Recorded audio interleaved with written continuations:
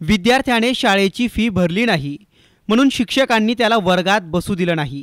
यावरून आमदार संतोष बांगरांनी शिक्षिकेची शाळा भरवल्याचा दावा या व्हायरल ऑडिओ क्लिपमध्ये केला जातोय।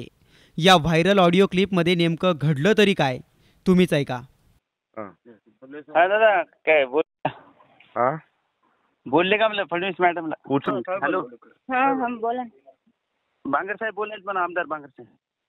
बरं, बांगर साहेब बोला। बोल ना, कोण बांगर म्हणजे? आमदार बांगर। कोण बांगर म्हणायला त्या? संतोष बांगर, आमदार बांगर बोलायलेत म्हणाव। एक मिनिट सोनटेके जी, इकडे त्या कवडे त्या फडणीस ताईला बोलतोय मी। हाँ सर बोला। हॅलो, हाँ बोला ना। कुठे आहेत का फडणीस ताई? हाँ मी फडणीस साहेब बोलायले। मी फोन केला ताई, तुम्हाला फोनच घेत नाही आपण। सर तुमचा फोन नंबर नाहीये माझ्याकडे, मी राऊंडला होते। अच्छा, म्हणजे फोन असला तरच घेता का कुणाचा? नाही मी राऊंडला आहे सर, परीक्षा सुरू आहे, राऊंडला गेलेली आहे। बरं इकडे ऐका ना ताई, त्या पोलाला तुम्ही पेपर देत ना, असा अधिकार आहे का तुम्हाला पेपर न देण्याचा? ऐका ना सर, हा तेव्हा मुलगा 7वी पर्यंत सेमीला नाही होता। कसं व्हायलंय ताई, तुम्हाला सांगतो ओर व्हायलंय तुमच्या शाळेचं। मी येऊन तुम्हाला सांगतो, मी कुलूप लावून टाकेल बरं काय?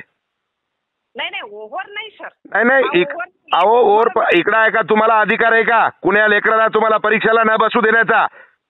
मला एवढं तुम्ही आधी सांगा। ऐका ना, ऍडमिशन घेतली आहे का? ऍडमिशन घेतली आहे का म्हणजे ऍडमिशन घेतलं म्हणूनच तुमच्या शाळेत येत असेल ना तो? पहिलीपासून तिथं जायचं। त्यांना विचारा आधी सर। अहो पहिलीपासूनच तुमच्या शाळेमध्ये ये ना तो। अहो सर 7वी पर्यंत वेगळा युडायचे। नाही इकडे आहे का फडणीस ताई, तुम्हाला सांगतो चुकीचं व्हायलंय। आलं का लक्षात? तुमच्या हर कंप्लेंट, तुमच्या हर पालकाची कंप्लेंट तुमची यायली।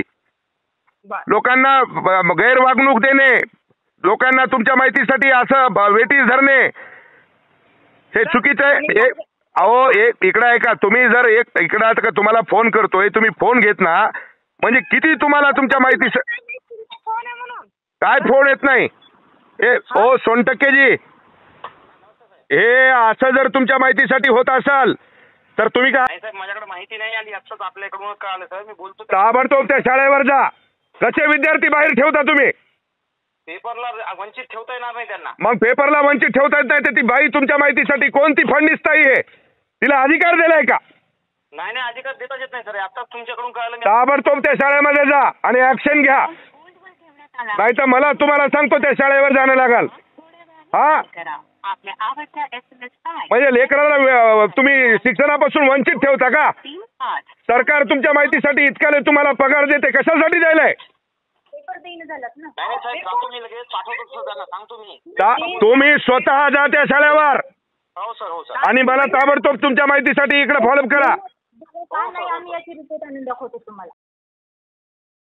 हॅलो, हा नमस्कार साहेब, सोनटके बोलतो। हा सोनटकेजी बोला। हा ते अनुसया शाळेवर जाऊन आलो सर मी त्या। बरं, आणि ते आपण जे सांगितलं त्या विद्यार्थ्याला परीक्षेला बसून गेलं। बरं, त्यांचा फॉर्म वगैरे भरून मागचे जे 2 पेपर होते ते सुद्धा द्यायला आणि पूर्ण पेपर देण्यासाठी सांगितलं सर संबंधित।